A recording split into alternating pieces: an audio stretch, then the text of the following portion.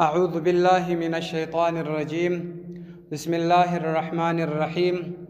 باب آداب الغسل. باب ثابت په بیان کې آداب د ادب الغسل د غسل. وهي د ادب د غسل چې دي سته شپږ دانې دي. الاول اول ادب د غسل چې دي انداد یغسل غسل بکی فی مکان فدای ځای کې لا یراه احد چې دی هیڅوک نه ویني، یعنی په یو نیمره ځای کې غسل کول دا ادب د غسل دی.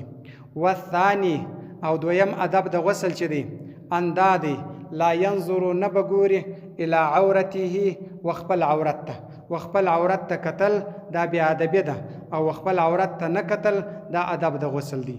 والثالث او دریم ادب د غسل چې دی اندادی لا يتکلم خبرې به نه کوي، چې غسل کوي د غسل په حال کې به خبرې نه کوي. والرابع او څلرم ادب د غسل چې دی اندادی یغسل پرې مینځي قدمیه پښې اخیرا اخر وار، پښې د ګډ غسل څخه اخیری پرې مینځي، دا ادب د غسل دی.